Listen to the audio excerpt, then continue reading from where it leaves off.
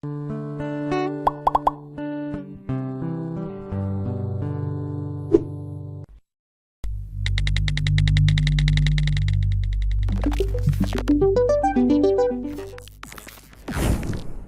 he heard horrific screams in a parking lot, he rushed to help and caught 3 chilling words. Ty Zerby is a 38-year-old father from Grand Rapids, Michigan, and one night in March of 2017 he popped out of his family home to get some treats for the kids. However, he had no idea about what he was about to encounter that night. Things started out normally enough. Zerby headed to the Meijer store close to his home, and once there he grabbed some gummy bears along with a few other snacks. Then he went back out to the parking lot to find his car. However, before he reached his car, something caught his attention. He heard a strange noise, and while it wasn't immediately clear what the noise was, something told Zerby that he should investigate further. In fact, it sounded like screaming, and Zerby realized that he was hearing a woman's desperate cries for help.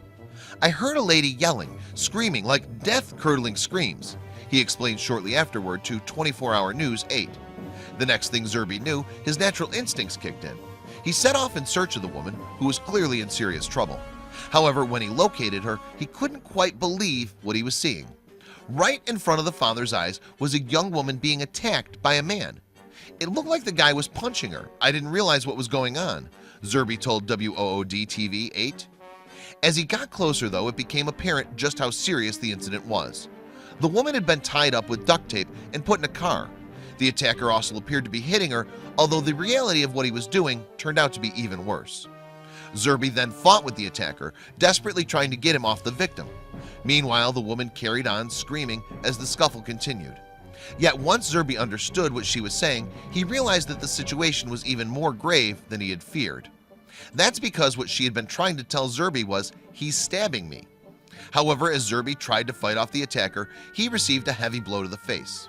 The assailant had in fact hit him with a hammer and cracked his teeth.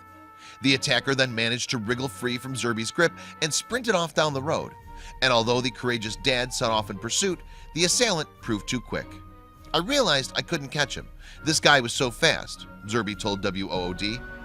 Zerby quickly then turned his attention back to the victim, who was bleeding heavily. Realized that he needed to stop the bleeding in her leg, he reached for his lanyard, and thankfully the quick-witted guy managed to make a tourniquet out of it. He subsequently waited with the victim until paramedics arrived to take her to the hospital, and he'd done an amazing thing by stepping in to help her.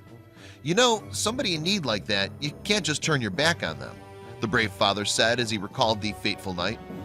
Luckily, the woman's injuries were not life-threatening, and she's expected to recover fully. The emotional trauma, however, is likely to last for a long time. Zerby only had a brief encounter with the attacker, but said, "It was a scary deal, just so scary, man." The hero added that he'd like to meet the victim one day once she's recovered, and although it was a terrifying experience, he's adamant that he would do the same thing all over again, spurred on by the thought of his children. "I'm trying to be a good dad, and I want my sons to be proud of me. I think that's all it boiled down to," Zerby said. He went on to state that on the night of the attack, he felt God's presence telling him that he could help the woman, and so he did. "I'm pretty proud to be his son," said 9-year-old Brennan Zerby. "My dad's a very good hero. He could save lives," and he quite possibly did save a life that evening. But what about the attacker? Well, 5 days later, during a police pursuit, he was shot in the stomach. Still, although Victor Gonzalez, age 20, was initially thought to have suffered serious injuries, he survived. Gonzalez subsequently appeared in court a matter of days later. Furthermore, if Gonzalez is eventually found guilty of attacking the woman in the Meijer parking lot, he'll go to jail for the rest of his life.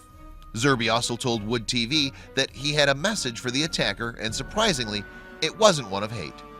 His words were these: "I pray you to get the help you need so that maybe you could turn your life around and help somebody instead of hurt them."